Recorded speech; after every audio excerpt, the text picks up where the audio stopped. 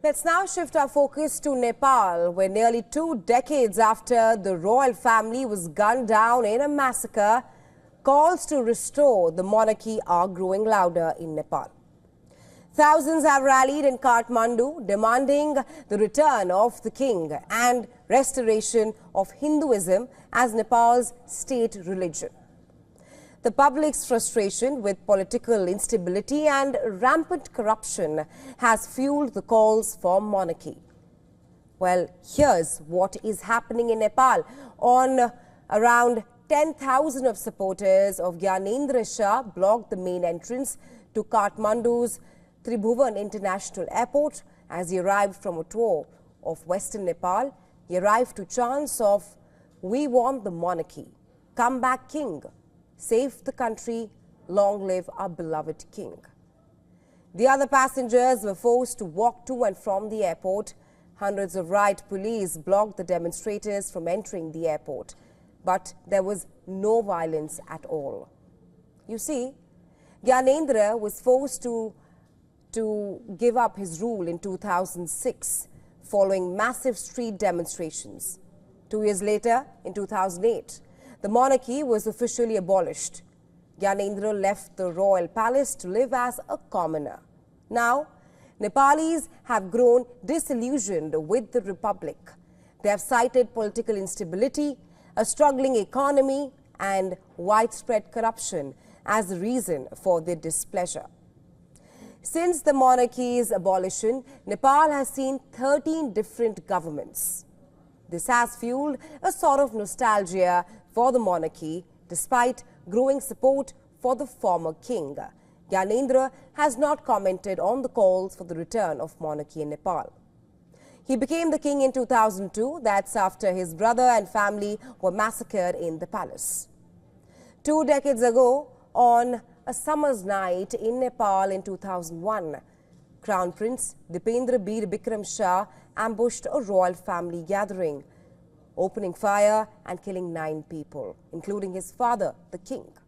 Then he turned the gun on himself and shot himself.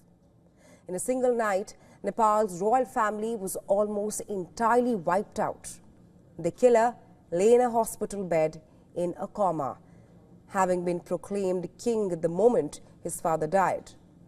The massacre reportedly followed an argument between Dipendra and his parents, who objected to his plans to marry local aristocrat Devyani Rana. It is believed that Dipendra was threatened with being disinherited if he continued with the match. And this may have been what drove him to murder on June 1st, 2001. Well, that's one part of the story. Others say that the king's decision to move towards a constitutional monarchy after an uprising in the 1990s had angered his son, who felt that he was giving too much power away and worried him about inheriting a less role.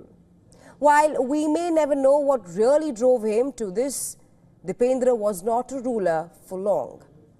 Hours after the massacre, he was declared brain dead.